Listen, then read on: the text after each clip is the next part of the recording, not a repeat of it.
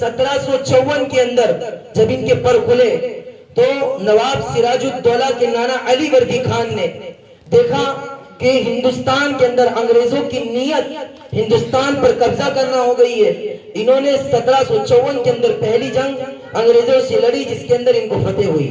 اس کے بعد 1757 کے اندر نواب سراج الدولہ نے انگریزوں سے جنگ کی، لیکن نواب سراج الدولہ کے پاس باوجود سوالات کا مجمع ہونے کے باوجود، فوجی ہونے کے باوجود، میر جعفر کی غداری کی وجہ سے میر جعفر نے انگریزوں سے گٹھ بندھن کر لیا اور انگریزوں نے نواب سراج الدولہ کے درباریوں کو خرید لیا اور اس کی غداری کی وجہ سے نواب سراج الدولہ بغیر جنگ کے ان کو شہید کر دیا گیا اور آپ یہ جنگ ہار گئے. اس کے بعد ٹیپو سلطان رحمت اللہ علیہ، اگر جنگ آزادی کے اندر ان کا تذکرہ نہ کیا جائے تو سمجھو کہ ساری کی ساری تواریخ بیکار ہے. ٹیپو سلطان رحمت اللہ علیہ نے انگریزوں سے 4 جنگیں لڑی، لیکن ٹیپو سلطان رحمت اللہ علیہ کے ساتھ بھی وہی چیز ہوئی جو نواب سراج الدولہ کے ساتھ ہوئی. میر صادق انگریزوں سے مل گیا اور ٹیپو سلطان رحمت اللہ علیہ سے غداری کی اور آپ 13 مئی 1799 کے اندر آپ کو شہید کر دیا گیا. ٹیپو سلطان رحمت اللہ علیہ جب جنگ کے اندر ہیں، آپ کو گولی لگ رہی ہے، جب آپ کو مارا جا رہا ہے، آپ کا ایک خادم خاص راجہ خان اس نے کہا کہ سلطان رحمت اللہ علیہ آپ ہتھیار پھینک دے، انگریز آپ کی عزت کرتے ہیں، آپ کی بہادری کی عزت کرتے ہیں، اگر آپ ہتھیار پھینک دے تو آپ کو قید و بند کر دیں گے، آپ کی جان بخش دیں گے. اس وقت ٹیپو سلطان رحمت اللہ علیہ نے تاریخی جملہ کہا تھا جو ہم سب کے لیے ایک سبق آموز جملہ ہے. آپ نے کہا شیر کی ایک دن کی زندگی گدڑ کی 100 سالہ زندگی سے بہتر ہے. سلطان رحمت اللہ علیہ 1799 کے اندر شہید ہو گئے، لیکن اس کے بعد ہندوستان کو آزاد کرانے کے لیے سب سے پہلے میدان کے اندر جو کودے ہیں وہ شاہ ولی اللہ محدث دہلوی رحمت اللہ علیہ کے صاحبزادے آپ کے بیٹے شاہ عبدالعزیز محدث دہلوی رحمت اللہ علیہ تھے. آپ نے 1803 کے اندر ہندوستان کے دارالحرب ہونے کا فتویٰ دیا اور آپ نے ڈنڈی کی چوٹ اعلان کر دیا کہ ہندوستانیوں کی نیت کے اندر فطور ہے، انگریزوں کی نیت کے اندر فطور ہے، وہ ہندوستان کے چپے چپے کے اندر قبضہ کرنا چاہتے ہیں. آپ کا یہ فتویٰ تھا کہ سید احمد شہید رحمت اللہ علیہ، شاہ اسماعیل شہید رحمت اللہ علیہ آپ کے ہمراہ ہو گئے، پورے ہندوستان کا دورہ کیا، گلی گلی کوچوں کوچوں شہر شہر دیہاتوں میں گئے، لوگوں کے اندر ہندوستان کی آزادی کی امنگیں ان کے اندر پیدا کی، لوگوں کو انگریزوں کے خلاف بھڑکایا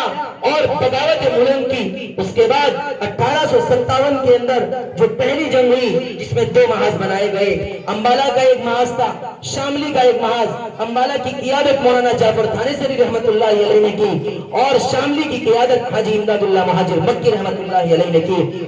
تواریخ ہسٹری کی کتابوں کے اندر لکھا ہے، ہسٹری کی کتابوں کے اندر لکھا ہے کہ اس جنگ کے اندر مسلمان 2 لاکھ مسلمانوں کو شہید کر دیا گیا، جس کے اندر 51,500 علماء کرام کی تعداد تھی جن کو پھانسی کے پھندے پر لٹکا دیا گیا. دلی کے اندر 500 علماء کرام کو تختے کے پھانسی پر لٹکا دیا گیا اور شاملی کے میدان دلی کی چاندنی چوک سے لے کر لاہور تک کوئی درخت ایسا نہیں تھا جہاں پر علماء کرام کی گردنوں کو نہ لٹکایا گیا ہو. یہاں کوئی علماء ایسا نہیں تھا جن کو پھانسی کے پھندے پر لٹکایا گیا. اس طریقے سے مسلمانوں نے جنگ آزادی کے اندر ہندوستان کو آزاد کرانے کے اندر اپنے خون کو اپنے لہو کو سینچا ہے. لیکن اس کے بعد بھی برادران وطن ہم سے سوال کرتے ہیں، ہم سے پوچھتے ہیں کہ آپ نے ہندوستان کو کیا دیا. میں پوری عوام سن رہی ہے، میں ڈنڈے کی چوٹ یہ کہتا ہوں کہ آج ہمارے اسکولوں کے اندر سے تواریخ کو مٹا دیا گیا، ان علماء کرام کا نام مٹا دیا گیا جنہوں نے جنگ آزادی کے لیے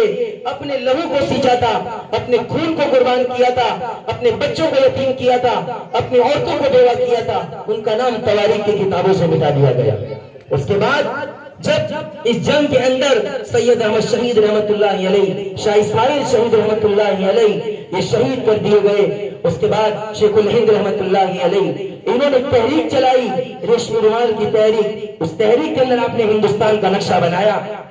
اور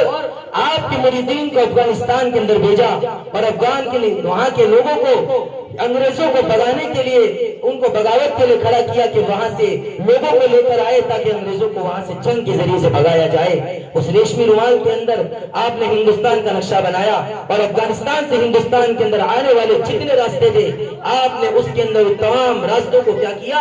آپ نے تمام راستے اس کے اندر بنائے، لیکن آپ کے کھادی میں خاص کی جاسوسی کی وجہ سے وہ رومال پکڑا گیا، جس کی وجہ سے شیخ الہند رحمت اللہ علیہ، شیخ الاسلام رحمت اللہ علیہ اور آپ کے ساتھیوں کو مالٹا کی جیل کے اندر آپ کو صعوبتیں جھیلنی پڑی۔ 4 سال تک آپ کو مالٹا کی جیل کے اندر کالا پانی کی سزا دی گئی۔ حضرت نے کتابوں کے اندر لکھا ہے کہ اس مالٹا کی جیل کے اندر ایسی حالت کے اندر آپ کو رکھا گیا، چاروں طرف لوہے کی کیلیں لگا دی گئی کہ اس کے اندر انسان کا بیٹھنا نہ وہ ٹیک لگا کر بیٹھ سکتا تھا نہ وہ صحیح سے اٹھ سکتا تھا۔ اسی حال کے اندر انہوں نے تکالیف برداشت کی، لیکن جنگ آزادی سے پیچھے نہیں ہٹے۔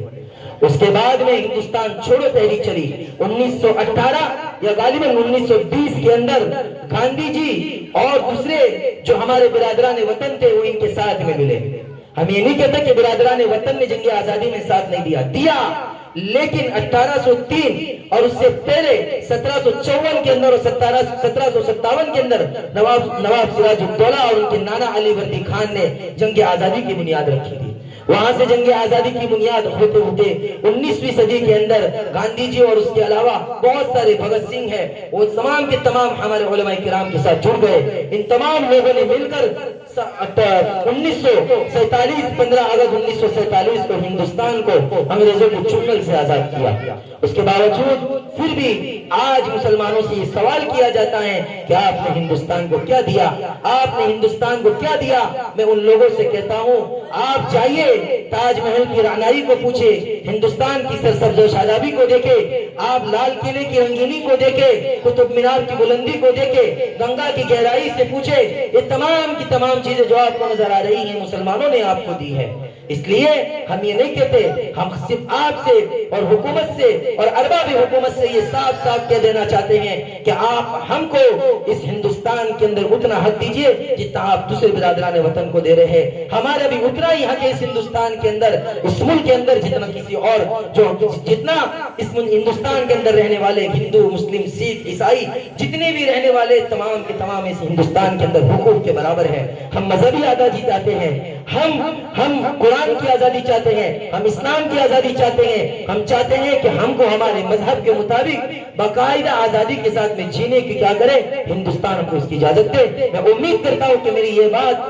تمام ہندوستانیوں تک پہنچے اور ہم کو یہ آزادی ملے۔ اللہ ہم سب کو کہنے سننے سے زیادہ عمل کی توفیق نصیب فرمائے۔ ایک آخری شعر کہوں گا اور اپنی بات کو ختم کروں گا۔ نہ سمجھو گے تو مٹ جاؤ گے یہ ہندوستان والو، نہ سمجھو گے تو مٹ جاؤ گے یہ ہندوستان والو، تمہاری داستان تک نہ ہوگی داستانوں میں۔ وآخر دعوانا الحمدللہ رب العالمین۔